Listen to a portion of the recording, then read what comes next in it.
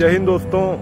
10 तारीख को 10 अक्टूबर को सुबह जब वो एक खबर पता चली कि भारत के सबसे बड़े उद्योगपति हमारे सर रतन टाटा जी का निधन हो गया, उनका स्वर्गवास हो गया, वो इस दुनिया से चले गए, तब वो तुरंत ही एक आंसू आ गए और पता चला उसी वक्त कि कुछ लोग परिवार का हिस्सा ना होकर भी परिवार के साथ ही जुड़े रहते हैं और परिवार के जैसे एक परिवार का हिस्सा ही होते हैं। भले ही उनका खून या हमारा खून अलग हो, लेकिन उन्होंने सिर्फ मेरे लिए या पूरे देश के हर एक व्यक्ति के लिए, हर एक इंसान के लिए और इस दुनिया में कई हजारों करोड़ों अरबों लोगों के लिए कुछ ऐसा किया है जिनसे उनको कभी भी नहीं भूला जा सकता।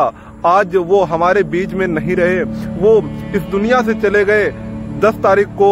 वैसे तो 9 तारीख को 10:30 बजे रात में उनका निधन हो गया मुंबई में एक हॉस्पिटल में, और लगभग 86-87 साल की उम्र में वो इस दुनिया से चले गए। भगवान उनकी आत्मा को शांति दे। उन्होंने इतने काम किए हैं, इतनी मदद की है लोगों की, इतना दान दिया है लोगों को कि उन्हें कभी भी इतिहास भूल नहीं सकता।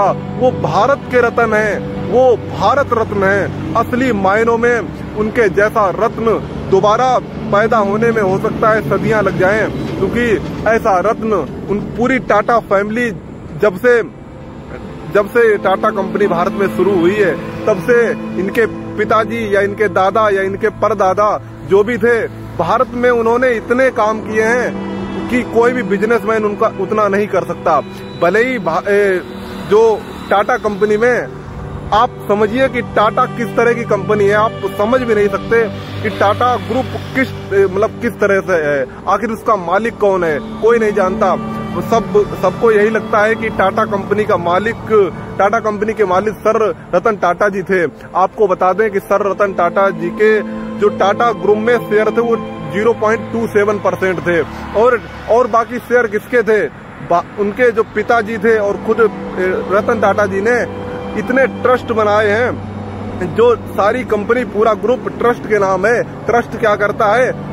आप समझिए कि टाटा ग्रुप ही एक ऐसी कंपनी है भारत में जहां जो इस देश की मदद करने के लिए कमाती है, गरीबों को देने के लिए, खुद पैसा नहीं भरती है कभी भी, गरीबों को देने के लिए और उनकी मदद करने के लिए हमारे देश की टाटा कंपनी वो बिजनेस करती है।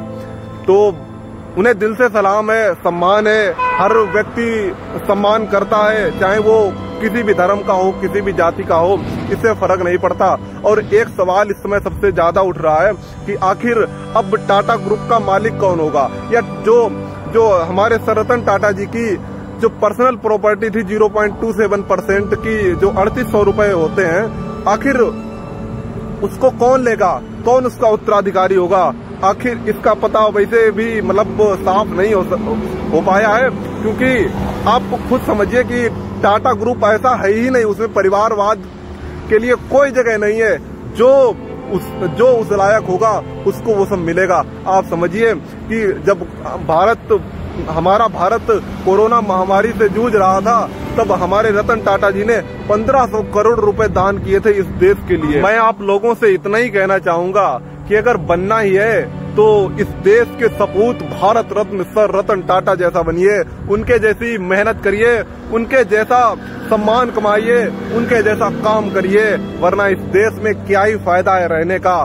मैं तो मानता हूं कि इस देश के हर व्यक्ति को सर रतन टाटा जी से इंस्पिरेशन लेनी चाहिए, ना कि मोटिवेशन, क्योंकि मोटिवेशन से सिर्फ आप उनका बिजनेस देखेंगे और इंस्पिरेशन से आप उनका सम्मान, उनका व्यवहार देखेंगे, इस देश के प्रति उनका लगाव देखेंगे, इस दुनिया के प्रति, और उन गरीब पीड़ित महिलाओं या जो भी, चाहे वो किसी भी वर्ग का हो, उच्चतम हो या निम्नतम हो, वो देखेंगे अगर आप उनसे इंस्पिरेशन लेंगे, और किसी से भी लेंगे।